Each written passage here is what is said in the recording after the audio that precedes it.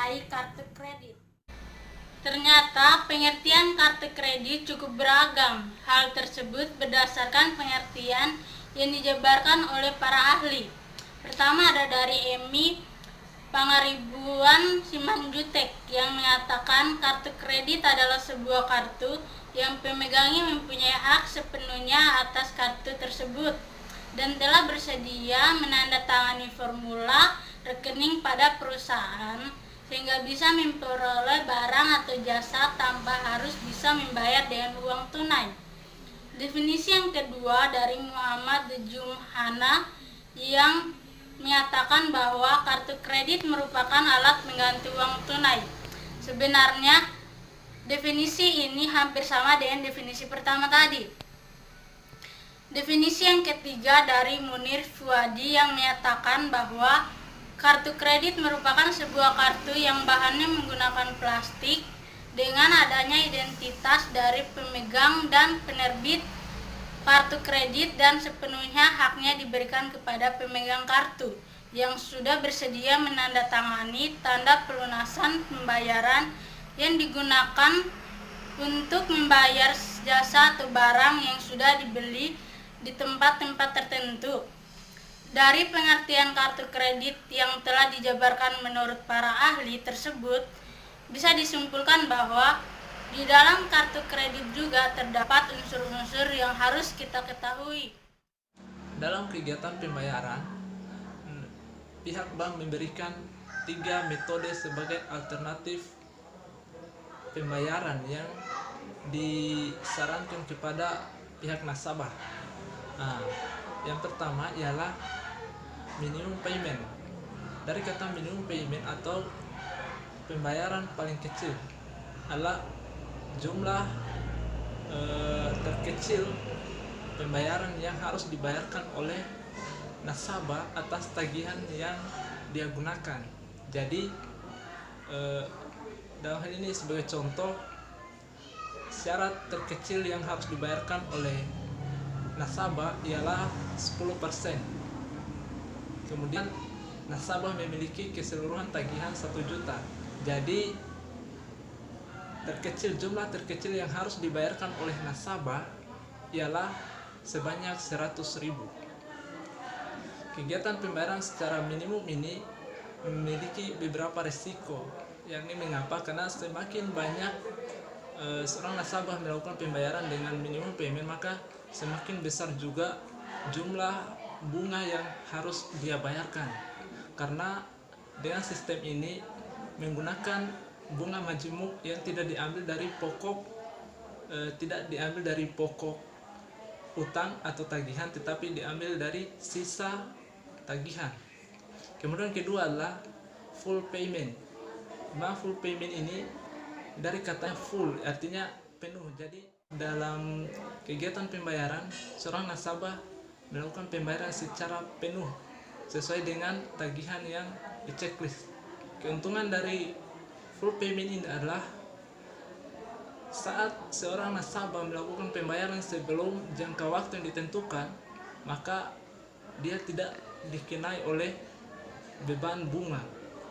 Dan yang ketiga atau terakhir adalah sistem pembayaran installment payment, di mana sistem ini memberikan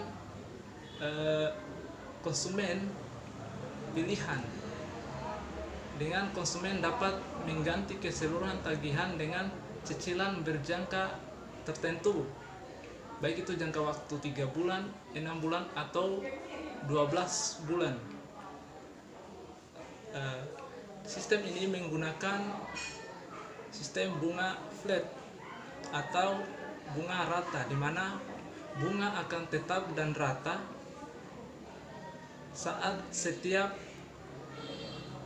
nasabah melakukan pembayaran.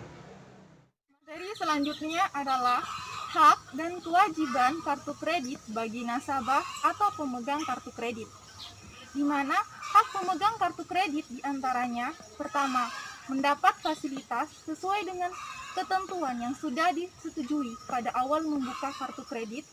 Kedua, mendapatkan rincian tagihan baik itu print out maupun via email. Ketiga, memperoleh transparansi bunga dan denda pada saat bertransaksi melalui kartu kredit.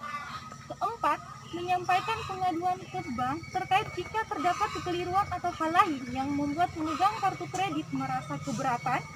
Kelima, memperoleh kesempatan menambah jumlah limit atau menambah kartu kredit lain dari bank terkait. Selanjutnya, kewajiban pemegang kartu kredit, yaitu pertama, membayar tagihan atas pembelanjaan dan penarikan tunai dengan menggunakan kartu kredit beserta kartu tambahan jika ada paling lambat tanggal jatuh tempo. Kedua, memberikan data terbaru jika ada perubahan identitas untuk kemudahan akses informasi dan fasilitas yang diberikan. Ketiga, membayar biaya, denda, dan bunga yang timbul sehubungan dengan pemakaian kartu kredit beserta kartu tambahan jika ada paling lambat tanggal jatuh tempo. Keempat, menyelesaikan seluruh tagihan termasuk biaya, denda, dan bunga apabila pemegang kartu kredit akan mengakhiri fasilitas kreditnya. Kelima, segera laporkan kehilangan atau kecurian untuk menghindari pemakaian dari pihak tidak berwenang. Ada beberapa kewajiban dari pihak bank itu sendiri. Yang pertama yaitu menetapkan ketentuan besaran kartu kredit seperti bunga, denda, iuran setiap tahun sesuai dengan aturan yang ditetapkan oleh pemerintah. Yang kedua yaitu melayani pengaduan, pertanyaan, dan permintaan dari pemegang kartu kredit. Yang ketiga yaitu memberikan transparansi dana tambahan atau dana tarik seperti bunga, denda, dan adanya iuran setiap tahun. Yang keempat yaitu memberitahu kepada pemegang kartu kredit ketika ada perubahan fasilitas pada kartu kredit yang dipegang. Ada beberapa hak dari pihak bank itu sendiri. Yang pertama yaitu memblokir kartu kredit setiap saat jika ada hal-hal yang membolehkan melakukan pemblokiran dengan ketentuan yang telah ditetapkan. Yang kedua yaitu jika terjadi konflik dan harus melibatkan orang ketiga, misalnya pengacara, maka bank berhak membebankan biaya orang ketiga tersebut kepada pemegang kartu kredit. Yang ketiga yaitu menetapkan ketentuan kartu kredit tanpa berkonsultasi dengan pemegang kartu kreditnya.